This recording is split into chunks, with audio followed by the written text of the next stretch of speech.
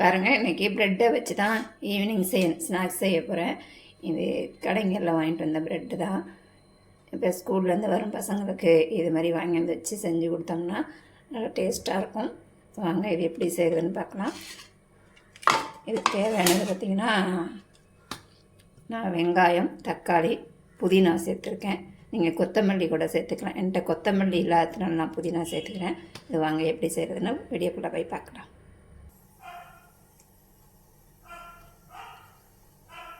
எண்ணெய் காஞ்சிருச்சு.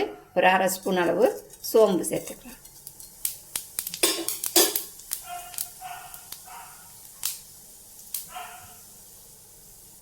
சோம்பு நல்லா பொரிஞ்சிருச்சு. நம்ம கட் பண்ணி வச்சுருக்க வெங்காயத்தை சேர்த்துக்கலாம்.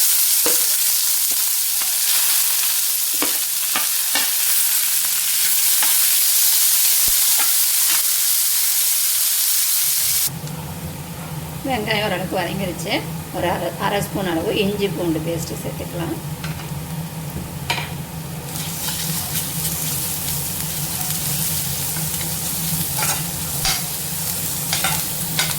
இது செய்கிறது பார்த்திங்கன்னா ரொம்ப ஈஸிங்க. தக்காளி வெங்காயம் வதக்கிறது மட்டும் தான் நம்மளுக்கு டைம் ஆகும்.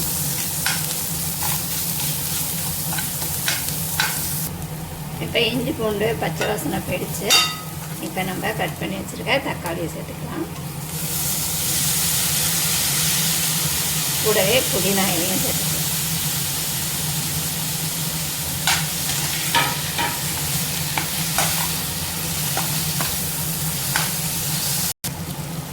கொஞ்சமாக மஞ்சத்தூள்,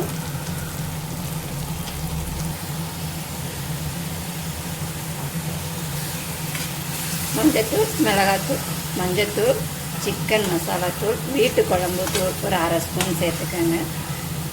ஒரு அரை கிளாஸ் தண்ணி ஊற்றி இந்த மாதிரி நல்லா கலரி விடுங்க. இதுக்கு தேவையான அளவு உப்பு சேர்த்துக்கலாம்.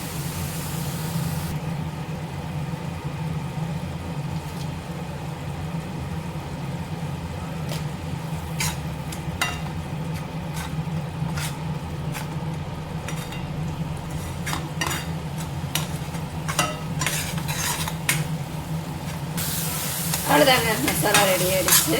இதை இறக்கி நல்லா ஆற வச்சுட்டு நம்ம எடுத்துக்க வேண்டியதான். பாருங்கள், கலரே அழகாக இருக்குது. தண்ணியெல்லாம் நல்லா இஞ்சிருச்சு, நல்லா சுண்டி வந்துருச்சு. இது நடுவில் பண்ணில் வச்சு சாப்பிடும்போது டேஸ்ட்டாக இருக்குங்க.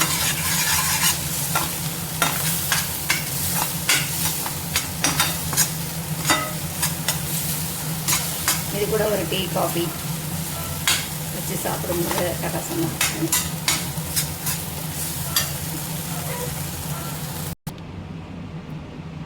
நம்ம பண்ணை ரெண்டாக கட் பண்ணிக்கலாம்.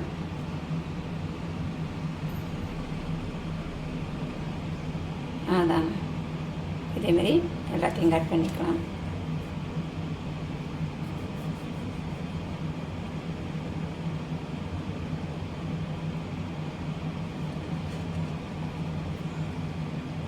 எங்கள் காலத்துலலாம் பார்த்திங்கன்னா இதை போட்டு இந்த பண்ணை வாங்கி ஒரு டீயோ காஃபியோ வச்சு கொடுத்துருவாங்க. ஆனால் இப்போ உள்ள பசங்க அதில் வேறு ஏதாச்சும் வித்தியாசமாக பண்ணி கொடுன்னு சொல்கிறாங்க. இப்போ இதில் நடுவில் பட்டர் தடவிக்கலாம்.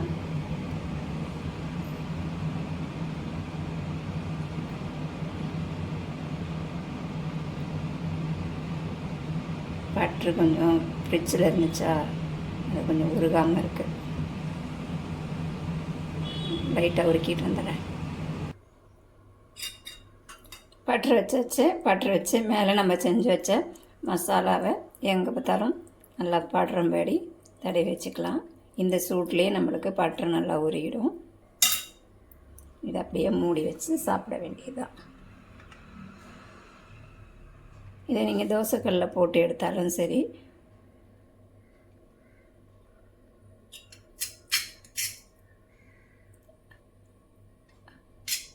அவ்வளோதாங்க. அருமையான ப்ரெட்டை வச்சு பண்ணை வச்சு ஈவினிங் ஸ்நாக்ஸ் செஞ்சாச்சு.